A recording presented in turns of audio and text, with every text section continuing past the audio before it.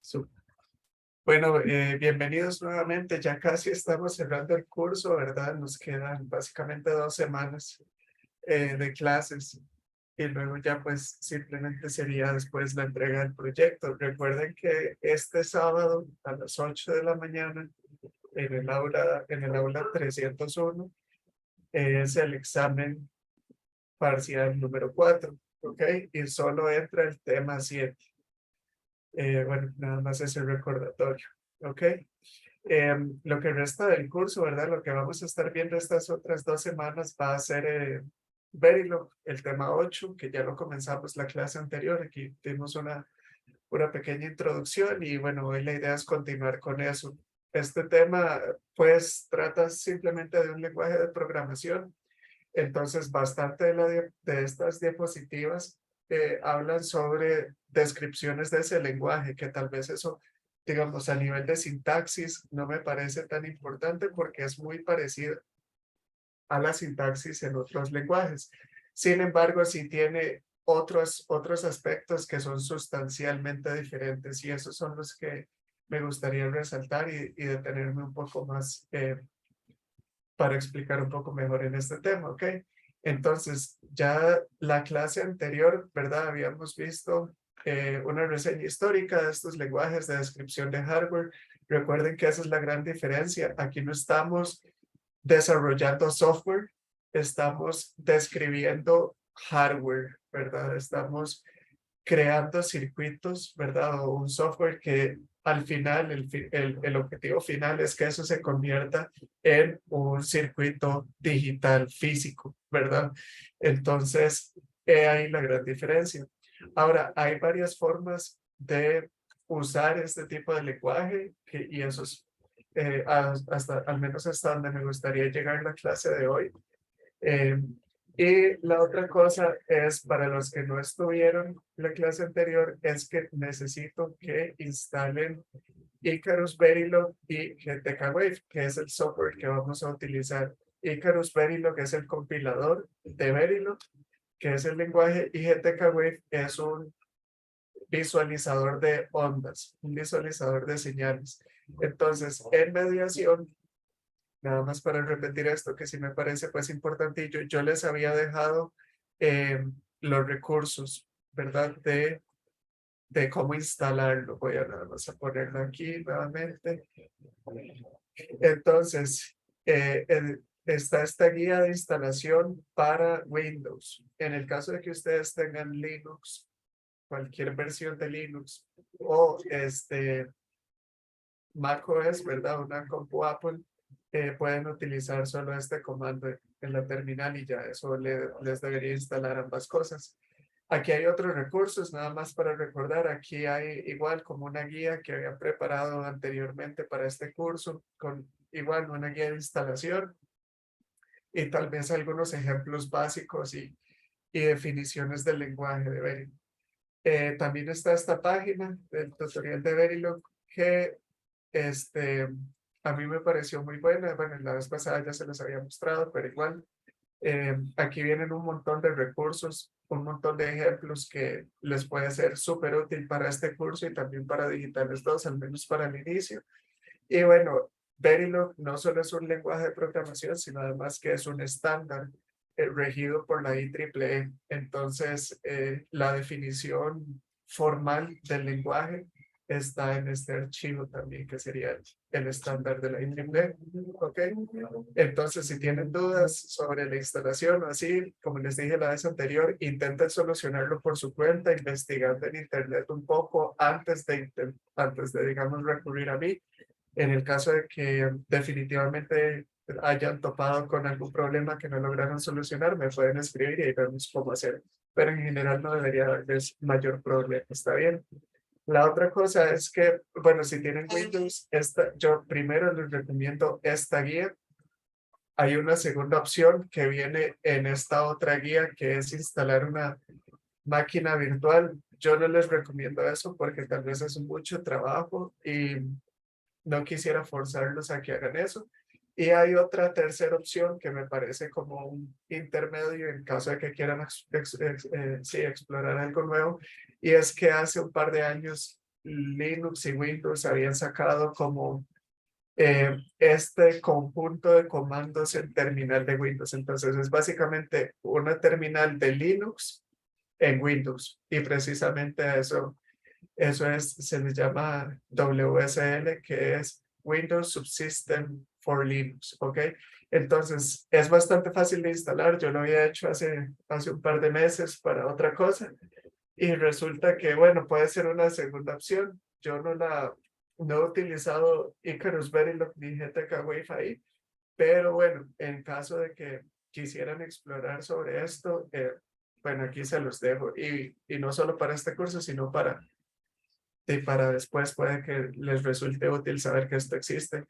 En general, de esto fue creado porque muchos de los desarrolladores, como ustedes ya se estarán dando cuenta, utilizan Linux. Y la mayoría de empresas utilizan Windows por temas de seguridad y estabilidad y demás, ¿verdad?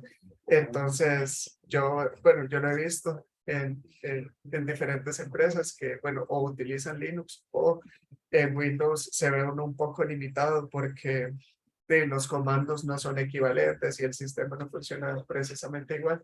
Entonces, se les ocurrió esta colaboración, ¿verdad? Como para tener un poco de el ambiente de Linux en Windows, ¿verdad? Entonces, bueno, ahí se los dejo por si quisieran, como les decía, explorar un poco esa opción o investigar.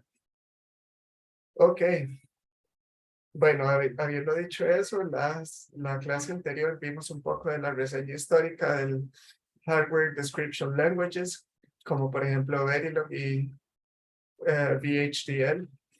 Y hablamos un poco de cómo es que se traduce de un lenguaje de programación hasta un dispositivo físico, ¿verdad? Un chip que ya se podría utilizar, ¿verdad? Y aquí hablamos un poco del proceso, ¿verdad? Que se utiliza para pasar desde una especificación en papel al lenguaje, a fabricar el chip como tal y empaquetar. Hoy vamos a hablar un poco ya más a profundidad del lenguaje de programación como tal, de Verilog, y de las cosas que uno puede hacer con él, ¿verdad? Entonces, en general, igual que lo hemos hecho hasta ahora, cuando uno diseña hardware, pues uno está pensando en un circuito, generalmente, ¿verdad? Un circuito específico que va a tener entradas y salidas, ¿verdad? Desde que comenzamos el curso con el tema 3, que hablamos de álgebra de conmutación o álgebra booleana, generalmente teníamos una función que dependía de ciertas variables. Esas variables son mis entradas y la función, pues, es la salida, ¿verdad? Es la manera en que ese circuito se activa o esa salida se activa. Entonces, la mejor forma que a mí me parece que se puede utilizar para aprender sobre este lenguaje es imaginándonos un poco más físico lo que estamos haciendo. Imagínense ya sea lo que les parezca más cómodo, tal vez una protoboard en donde uno pone chips, ¿verdad? Y demás, y cada protoboard se va convirtiendo tal vez en un módulo con entradas y salidas. Eso es lo que vamos a estar haciendo acá también. Entonces, hay 4 niveles de abstracción para describir un circuito digital, ¿ok? Entonces, o utilizando lenguajes de programación, ¿verdad? Tal vez el nivel más alto es una descripción general. Ya les decía yo, una lista de requerimientos en papel, podría ser como lo hemos visto, un diagrama SM, podría ser un párrafo que describe un problema, ¿verdad? Bueno, ese problema luego hay que traducirlo a un párrafo que lo solucione, ¿verdad? O un diagrama SM o un diagrama de bloques, lo que sea. Ese es el nivel más alto de abstracción que podemos tener, ¿verdad? Es simplemente un, una descripción de la solución, sin necesariamente decir, bueno, este párrafo se traduce en 5 compuertas ANSI y una OR, ¿verdad? Es muy difícil de traducirlo así desde este nivel, por eso se le dice alto nivel. Nosotros no podemos construir un circuito directamente de esa descripción.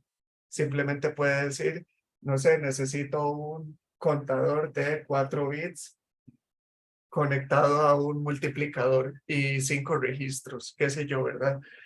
o no sé, necesito un banco de memoria de tal tipo, pero no me dicen si necesito registros o flip-flops tipo D o tipo T o tipo JK, ¿verdad? Eso se tiene que describir después. El segundo nivel de abstracción es una implementación funcional. Imagínense lenguajes tipo C o C++, incluso tal vez lo más similar que hay en este ámbito de lenguajes de descripción de hardware es algo que se llama System Verilog y es tal vez como una expansión de Verilog, veámoslo así, que añade funcionalidades para poder probar lo que nosotros escribimos en Verilog. Entonces, de nuevo, a nivel funcional, ¿verdad? A nivel de CS++, nosotros podemos ver de nuevo ya un poco la conducta de nuestro circuito o cómo debería funcionar, pero aún no somos capaces de traducirlo a compuertas o a componentes más grandes, por ejemplo, un MUX, ¿verdad? A nivel de C o C++, eso se podría ver como un conjunto de instrucciones if, else, ¿verdad? O por ejemplo, un switch case, qué sé yo, pero no precisamente uno lo traduce a un conjunto de componentes en hardware. ¿Está bien? Luego viene una descripción conductual. Entonces aquí ya uno sí va entrando un poquillo más en detalle. Aquí decimos qué es lo que hace el módulo. Ciclo por ciclo, esto es muy importante, ¿verdad? Aquí vamos viendo y ciclo por ciclo se refiere a ciclo de reloj, ¿ok? Entonces aquí ya nosotros estamos viendo cómo es que nuestro circuito se debería comportar con cada sí, ciclo de reloj, ¿verdad? Con cada flanco creciente y demás, vamos viendo cómo nuestras señales deberían ir cambiando. Ahora, a nivel conductual, y a partir de aquí estos tres que vienen son niveles de abstracción que podemos diseñar o obtener, o, ¿verdad? Utilizando Verilog. Entonces, este primer nivel conductual no precisamente es sintetizable. Hay algunas instrucciones de Verilog que no se traducen o no se pueden sintetizar. Un ejemplo muy común es un for loop, ¿verdad? Como ustedes habrán visto en otros lenguajes, Python, Java, C++, ¿verdad? Uno puede hacer, ¿verdad? For loops o while, eh, o sí, o bucles while o demás, ¿verdad? Eso no hay una forma de traducirlo a hardware, ¿verdad? Yo no le puedo decir al circuito, bueno, corra 5 veces esto, ¿verdad? El circuito simplemente se va a comportar con lo que él reciba en sus entradas, no hay forma como de iterar. Entonces, a pesar de que a nivel conductual lo podamos describir, no precisamente esa descripción se puede convertir en hardware, ¿ok? Luego ya ahora sí entramos a las últimas dos, que es las que vamos a estar utilizando. La primera es Register Transfer Level o RTL. Generalmente esto es unas siglas que ustedes van a escuchar montones cuando se habla de diseñar hardware o utilizar Verilog. Puede que se les diga o escuchen que son diseñadores de RTL o voy a revisar el RTL y eso es básicamente revisar el código de, ¿verdad? Que está diseñando ese hardware o verificación de RTL. Todo relacionado a RTL quiere decir diseñar hardware utilizando un lenguaje como Verilog. Entonces, es básicamente una lista de registros de flip-flops, ¿verdad? Y funciones lógicas.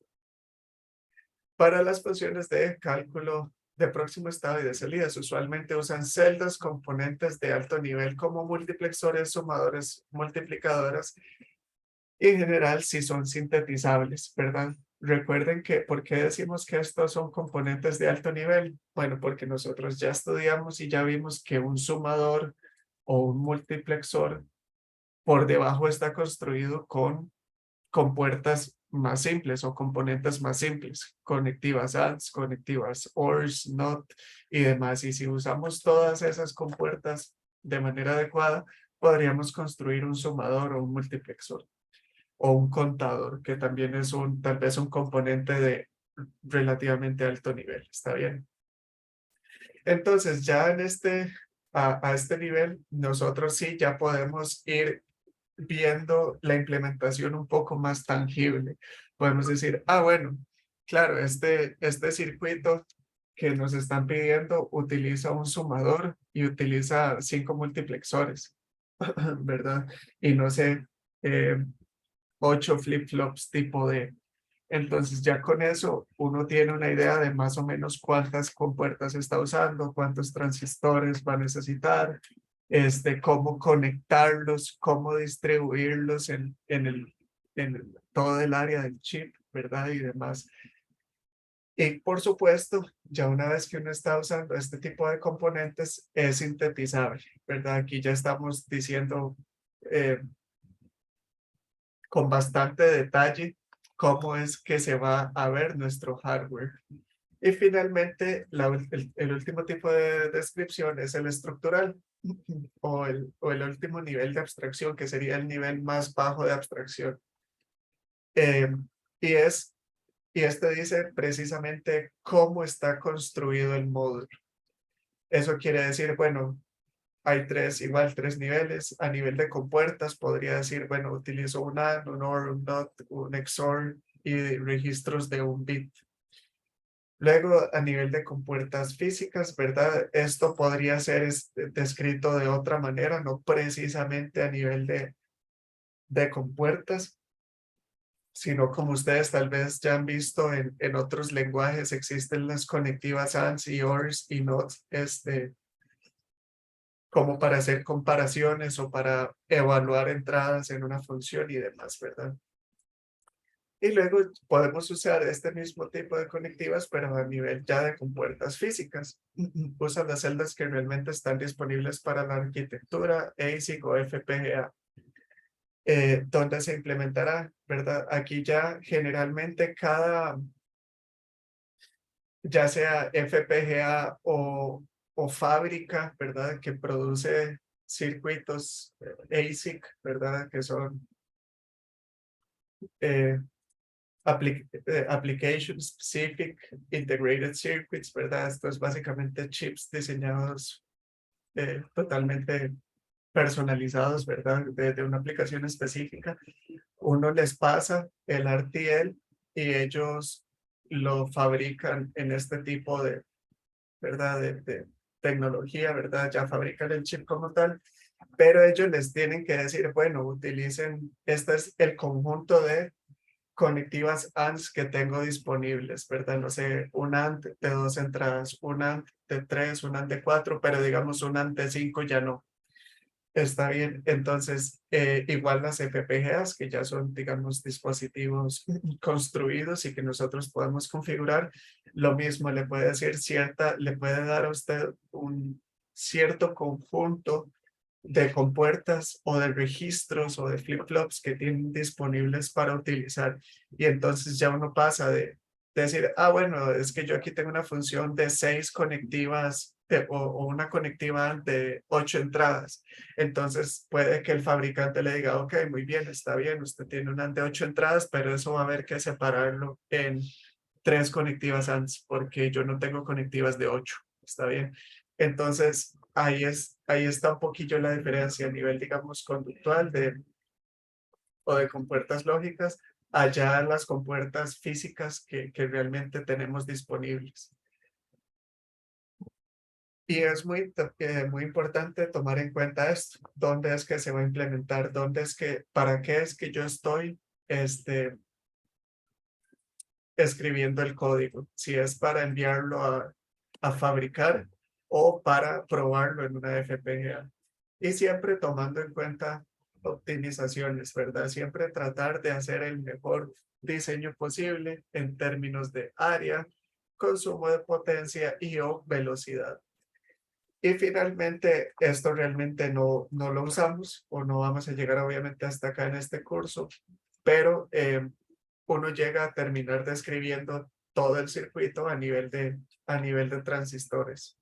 En otros cursos ustedes van a estudiar cómo construir una conectiva AND, OR, NOTs y todas las que hemos estudiado a nivel de transistores, ¿verdad? Y al final eso es lo que hace que nuestros circuitos funcionen. Entonces, hay dos estrategias para diseñar un sistema, dependiendo, y bueno, esto va bastante ligado tal vez a qué tipo de nivel de abstracción queremos utilizar para diseñarlo. Está la estrategia top-down y la estrategia bottom-up, ¿ok? Entonces, top-down quiere decir, yo describo mi circuito a nivel general de funcionamiento y luego eso lo voy desmenuzando en subbloques y luego luego en celdas bien pequeñas hasta llegar a nivel de compuertas, ¿verdad? Entonces yo digo, bueno, yo quiero un driver para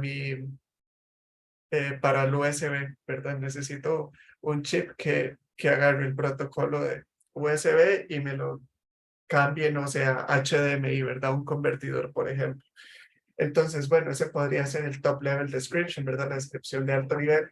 Y luego va a decir, bueno, ¿qué necesito ahí? Bueno, necesito un submódulo de potencia, ¿verdad? Para alimentar mis circuitos.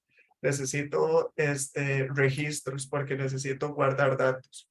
Necesito sumadores. Necesito comparadores, ¿verdad? Y luego ahí vamos describiendo, bueno, ok, los registros, esas memorias que usted necesita, ¿de qué tipo? Bueno, flip-flops tipo de bueno, esos sumadores, ¿de cuántos bits? Bueno, voy a construir primero un sumador de un bit y con esto yo puedo construir el sumador del tamaño que usted necesite y así sucesivamente. Pero la descripción comienza de arriba hacia abajo, desde lo más general hacia lo más específico. Sí, nosotros, y esto tal vez va, como les decía, un poco más ligado a utilizar el nivel de abstracción de RTL, ¿verdad?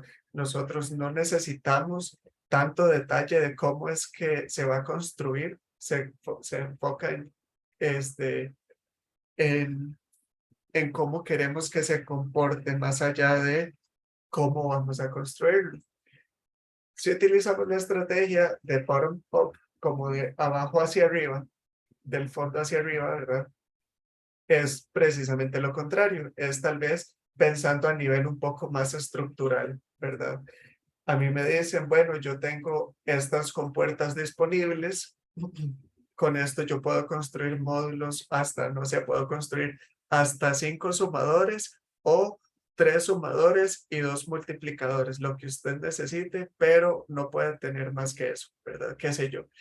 Y conforme vamos viendo qué es lo que nosotros tenemos disponible, vemos cómo es que vamos a formar este bloque general, ¿verdad? El bloque más grande que es al final el propósito.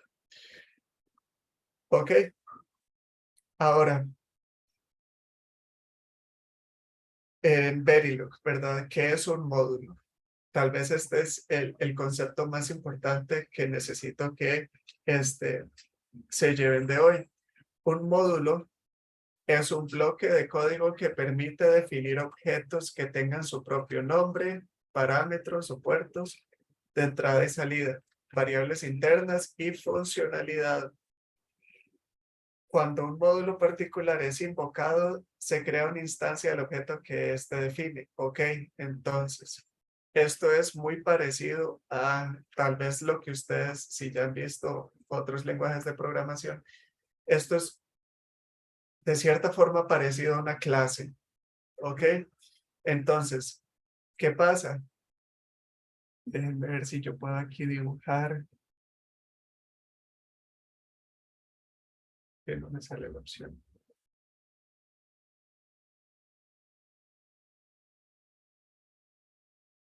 Bueno, no importa. Entonces, les decía, es parecido a una clase.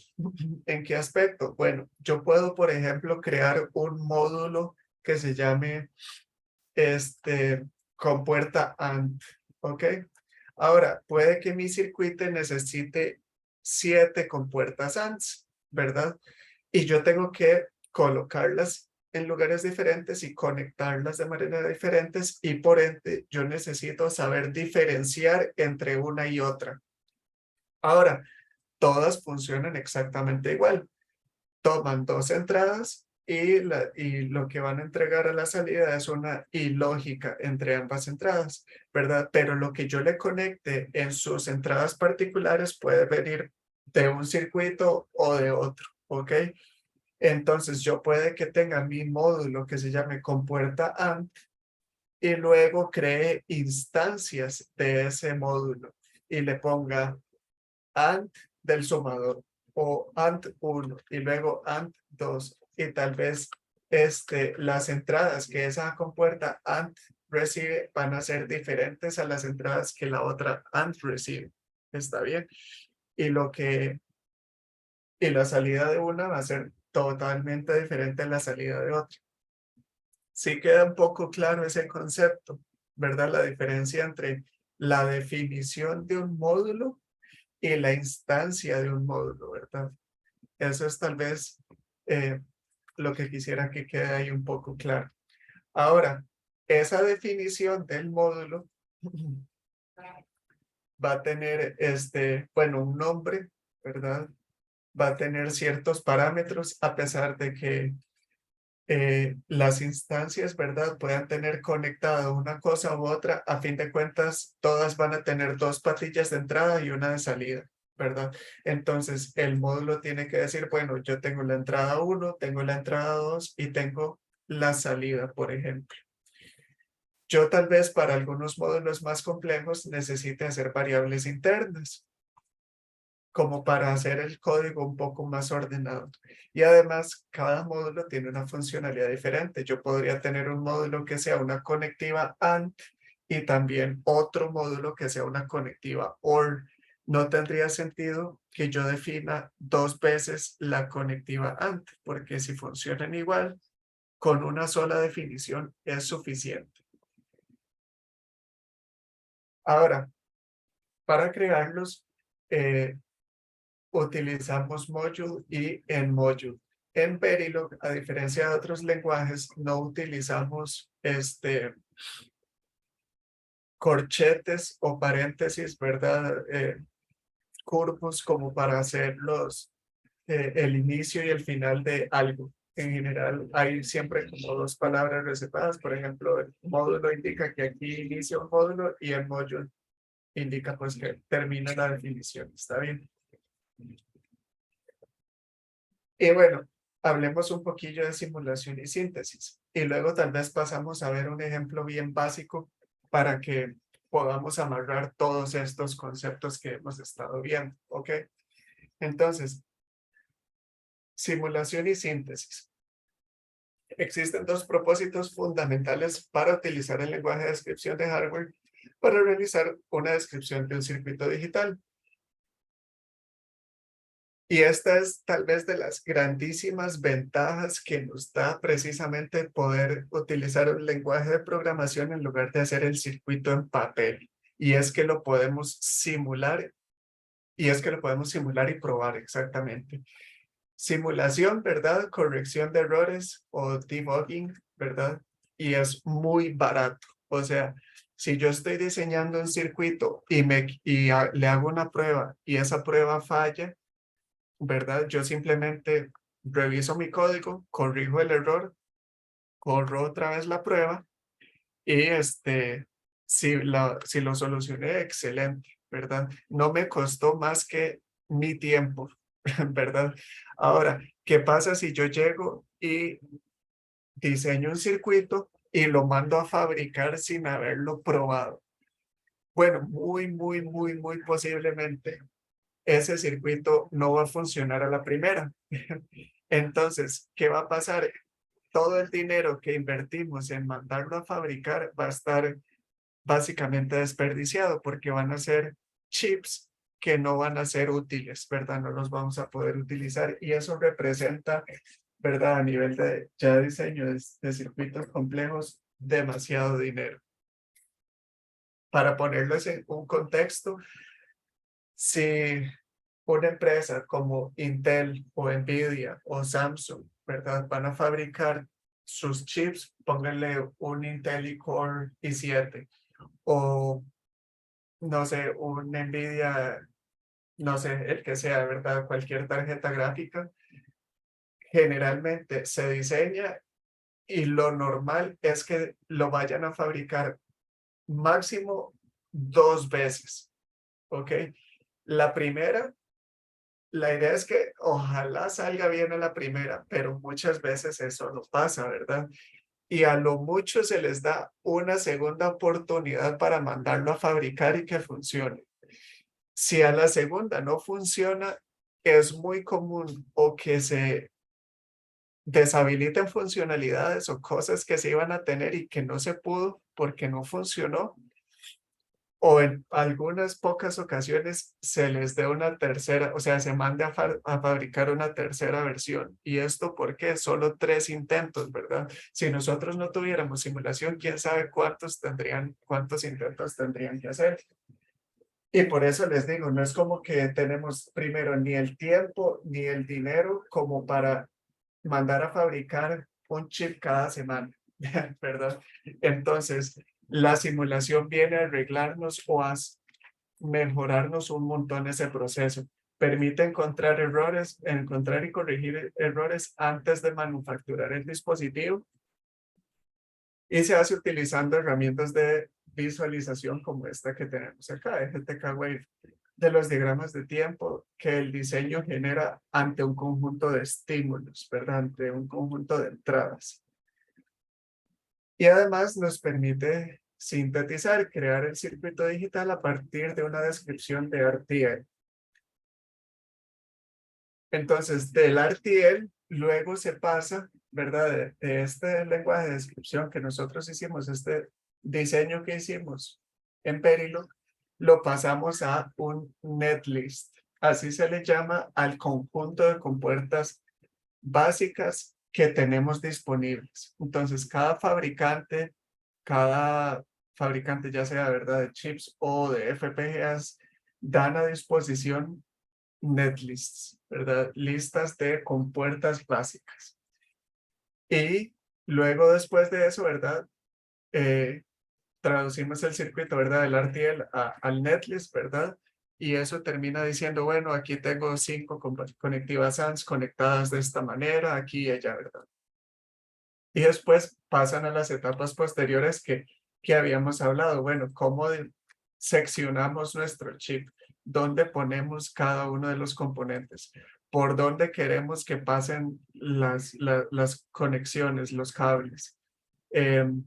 ¿Dónde vamos a colocar los relojes? ¿Cuáles frecuencias necesitamos, verdad? ¿Qué partes del chip necesitan sincronización, verdad, o relojes? Entonces, antes de pasar a esto de conexiones del léxico, que realmente tal vez esto lo dejamos para después, voy a pasar por aquí nada más por encimita para que ustedes, si tienen tiempo, se lo lean, ¿verdad? Y sepan que aquí está el recurso, pero como les decía, en esto no me voy a dedicar mucho tiempo porque son puras definiciones, ¿verdad? Entonces, en cualquier momento, si ustedes están escribiendo código y se les olvida cómo es que se escribía algo en particular, sepan que aquí está este recurso y pueden revisar, ¿verdad? Obviamente hay espacios en blancos como tabs, cambios de línea y todo eso que el compilador ignora. Uno puede crear comentarios con 2 slashes o para comentarios de multilínea, este formato que está aquí, que es compartido con otros lenguajes como C. Hay ciertas reglas para ponerle nombres a las variables. Hay diferentes formas de describir un número. Tal vez luego le prestamos un poquillo más de detalle. Uno les puede poner como el tamaño, ¿verdad? O sea, por ejemplo, decir que es un número de 4 bits, en este caso un número de 5 bits en binario, o decir que es un número en hexadecimal de 16 bits, ¿verdad? O un número en decimal de 7 bits, ¿verdad? Y no dimensionados, simplemente decimos en qué base está, hexadecimal, decimal, binario o lo que sea, y el valor que uno le está dando. El signo va al frente y bueno, uno puede escribir también secuencias de caracteres o strings, ¿verdad? Entre comillas. Aquí hay algunas palabras reservadas que no pueden ser utilizadas para nombres de variables porque precisamente el compilador las va a interpretar de otra forma. Y bueno, aquí algunos tipos de valores. La siguiente clase entramos un poquito más en detalle con todo esto, pero quisiera que pasemos a ver un ejemplo de todo esto que estamos hablando, ¿ok? Entonces, aquí vamos a ver un ejemplo de un contador de 4 bits. Entonces, bueno, esto es verídico. En pocas palabras, bueno, si ustedes no tienen un programa para escribir código, existen montones. Hay mucha gente con preferencias ya definidas, ¿verdad? No voy a interferir en eso. Si ustedes son de los que no tienen ninguna preferencia, les recomiendo este que se llama Sublime Text. Existe para Windows y Linux y es bastante intuitivo. Y existe un plugin para poder utilizar o que le resalte o que le identifique que están escribiendo en Verilog. Nada más tienen que habilitarlo, instalarlo. Entonces ustedes hacen Ctrl+Shift+P y le abre como esto y ustedes escriben install package y eso les va a instalar como el instalador. Y aquí ustedes pueden decir qué paquete quieren instalar. En este caso, el de Verilog es este que se llama System Verilog. Pero bueno, tal vez no me aparece aquí porque yo ya lo tengo instalado. Y luego nada más se tendrían que ir a View, a Syntax, y se van hasta abajo y aquí dice System Verilog y escogen System Verilog. Entonces, reglas básicas para este curso y para la vida.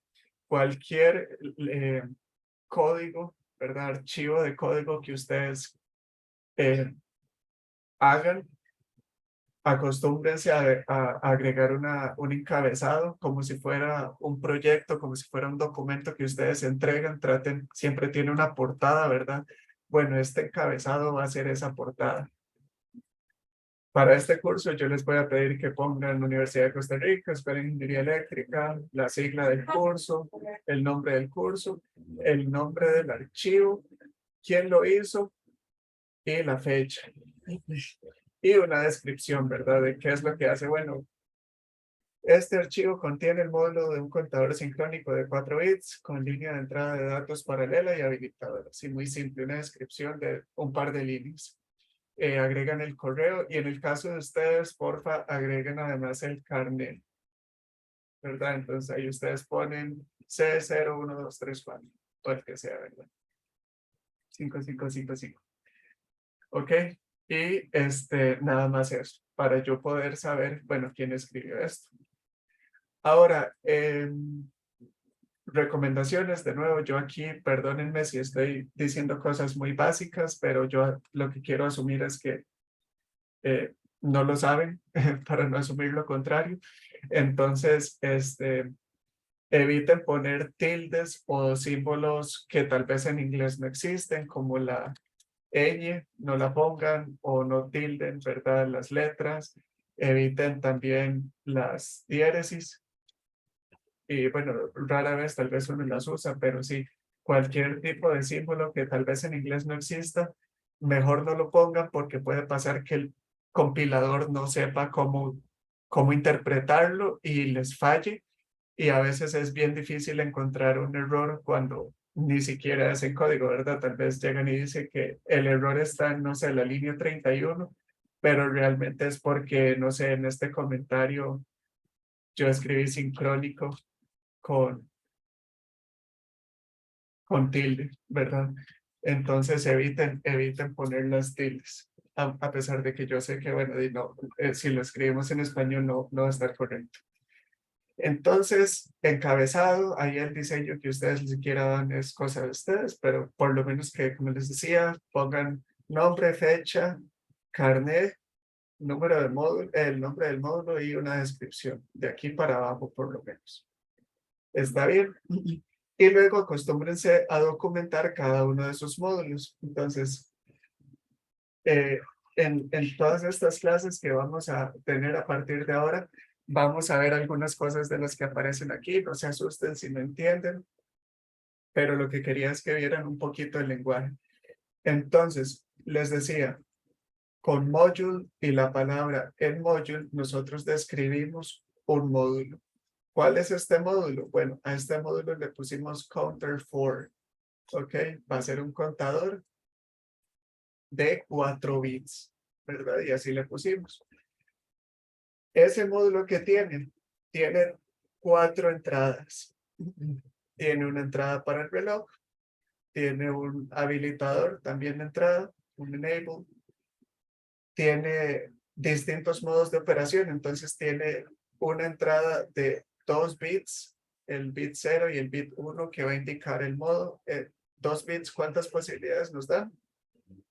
4, ¿verdad? 4 posibilidades, entonces con 2 bits vamos a poder tener hasta 4 modos de operación diferentes. Una entrada de datos, porque como vieron aquí arriba, tiene entrada de datos de carga paralela. Entonces, como es un contador de 4 bits, le vamos a hasta poder cargar, digamos, ese número, ¿verdad? Un número de 4 bits, del 0 al 3, y le vamos a poner tera. Y luego una salida Q. Como es un contador, bueno, la cuenta es de 4 bits, la salida también tiene que ser de 4 bits. Y esto es una salida. Y además tiene una salida que es el Ripple Carry Out, que como ustedes ya recordarán del curso, se enciende cuando llega a la cuenta máxima o a la mínima, dependiendo del modo de operación, ¿verdad?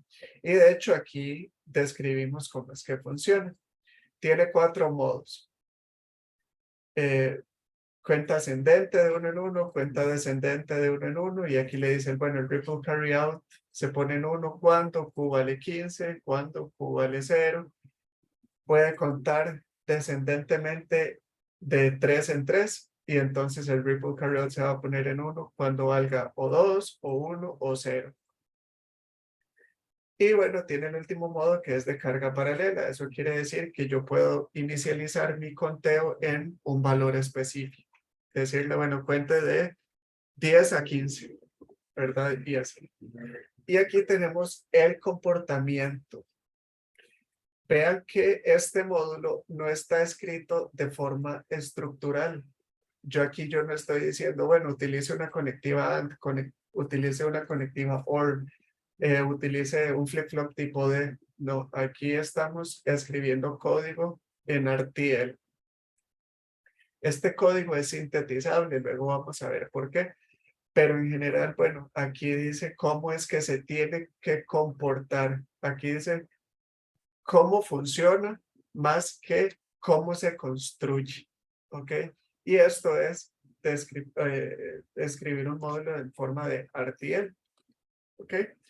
¿Qué más tenemos aquí? Bueno, aparte del contador, y en este curso, ¿verdad? Vamos, aparte de diseñar, vamos a también poner en práctica la verificación. Y vamos a verificar que nuestro diseño funcione. ¿Ok? Y de nuevo, tal vez suene redundante, pero a nivel funcional. ¿Ok? No estructural, no a nivel de tiempo. Bueno, sí, a nivel de tiempo son poquitos, pero la idea es que funcione. ¿Ok? Que el comportamiento sea el que esperamos. Entonces, veamos este probador. Bueno, si yo, imagínense que yo tengo una protoboard y que yo construyo ya con registros, bueno, con puertitas, ¿verdad? Con componentes, los pongo en la proto y conecto los cables de un lado a otro. Perfecto. Pero esa protoboard hay que testearla, ¿verdad? Ya tal vez algunos de ustedes llevaron a algún laboratorio. Cuando uno quiere probar un circuito, ¿qué es lo que necesita? Bueno, posiblemente necesite al menos 2 cosas. Algo para estimular ese circuito y también algo para revisar las señales de ese circuito y ver que funcione bien. Lo que nosotros le conectamos generalmente, ¿verdad? Sería una fuente de alimentación o un generador de señales. Y eso va a generar los estímulos o la energía necesaria para que el circuito funcione. Luego, podemos utilizar un osciloscopio o un multímetro para revisar el circuito y ver que las señales tengan los valores que queremos. ¿Está bien? Algo parecido vamos a hacer ahorita. Este contador, véanlo como nuestro diseño en la protoboard. Este es el circuito que queremos utilizar. Ahora, necesitamos construir algo para probarlo y ese va a ser nuestro probador. Nuestro probador va a ser un módulo también. Perdón, eso va a ser hablemos primero del test bench. Entonces, el test bench va a ser precisamente un conjunto de pruebas. ¿Ok? Este va a ser, digamos, nuestro generador de señales. ¿Está bien? O nuestra fuente de alimentación dice, contiene el módulo de un banco de pruebas para probar el correcto funcionamiento de un contador sincrónico de 4 bits. Entonces, lo que para este contador son entradas, para este test bench deberían ser salidas, ¿verdad? Yo estas salidas las conecto en estas entradas de manera que lo pueda probar. Y luego yo más bien estas salidas en este test bench las voy a utilizar como o las voy a describir como entradas, porque yo voy a estar más bien leyendo qué es lo que él entrega y aquí lo leo y con base en eso puedo tomar decisiones. Entonces, aquí nosotros generamos algunas pruebas, ¿verdad? Aquí decimos, bueno, eh, si está en el modo 0, ¿verdad? Que es cuenta ascendente, a la salida Q, perdón, ese no era, este era el contador, este es el test bench, ajá. Entonces, ¿qué vamos a hacer? Bueno, vamos a generar 4 pruebas. Primero, una prueba en cuenta ascendente, veamos, esta dice, yo voy a, en la cuenta número 3, no precisamente el reloj, yo voy a habilitar el circuito, voy a poner el enable, el 0, primero lo inicializo, luego un ciclo después voy a encenderlo, ok, lo pongo en 1. Voy en el siguiente ciclo, 4 semiciclos después de que esto sucede, voy a cargarle un 0 como carga paralela, ok. Luego voy a cambiarle el modo al modo 0, ok. Vean que comenzó en el modo 3. El modo 3 era cuenta ascendente. Perdón, el de carga paralela. Si yo lo pongo en modo 0, yo voy a estar contando hacia arriba. Y lo voy a dejar así por 36 semiciclos del reloj. ¿Ok? Eso quiere decir 18 ciclos completos del reloj. Entonces, eso debería ser tiempo suficiente para yo ver las 16 cuentas de la 0 a la 15, ¿ok? E incluso tal vez la 1 y la 2. Pero definitivamente con 18 ciclos de reloj yo voy a poder ver que este modo pase del 0 al 15 y de nuevo al 0 de 1 en 1. Incluso ver que mi ripple carryout se ponga en alto cuando llega a 15 y luego se baje cuando pase a 0 y demás. Y así diseñamos otras pruebas, una prueba para descendente y así, ¿verdad? Para las 4. Ahora, este es mi modulito que genera las pruebas, pero aún no hemos conectado uno con el otro, ¿ok? Esa conexión sucede en el probador. Imagínense que el probador ahora sí es como mi escritorio, mi mesa de trabajo. Y yo agarro ambas protoboards y las conecto. ¿Ok? Entonces yo digo, bueno, este probador va a crear una instancia del test bench. Ojo que mi test bench, el módulo se llama test bench. Y a esta instancia yo le puse signals generator. ¿Ok? Esta es la instancia. Y luego creo una instancia de mi contador de 4 bits y le voy a poner UUT, que significa Unit Under Test. ¿Ok? Y voy a conectarle los mismos cables. ¿Ok? Vean que incluso nosotros definimos cables para conectar de aquí a acá y así. ¿Está bien? Luego lo vemos con más detalle. Y ahora sí, ¿cómo hacemos nosotros para probar esto, ¿verdad? Ya tenemos nuestro contador y lo que queremos probar. Entonces, aquí vamos a correr un comando que se llama iVerilog. Voy a correr esto para acá para que también se vea. Y con iVerilog, bueno, que esto se ensució un poco. ¿Ok? Entonces, iVerilog y le vamos a poner, ¿qué vamos a compilar? Vamos a compilar el probador. ¿Ok? El probador.v. ¿Por qué? Porque este probador incluye mi contador y también incluye mi test bench. Yo también puedo compilar, digamos, por separado cada uno de ellos y asegurarme que funcionen bien. Por ejemplo, ¿verdad? Yo puedo primero compilar mi counter for. Ajá. Ahora, para yo ponerle un nombre a ese archivo compilado, le podemos poner el contador. ¿Ok? Ese va a ser el nombre del archivo de salida. Y para eso es esta bandera. La bandera "-o" es de output y el output de este comando va a ser un archivo binario que se llame contador. ¿Verdad? Entonces, si yo abro este contador, trae como una especie de lenguaje de ensamblador. ¿Ok? Aquí vienen instrucciones, no es ensamblador precisamente, esto es para ser interpretado por el simulador realmente. ¿Está bien? Entonces, esto no es precisamente un archivo binario, pero sí se transforma de un lenguaje a otro, ¿verdad? Entonces, ya, ¿verdad? Podemos asegurarnos, ya con esto sabemos que pudimos compilar el contador, ¿verdad?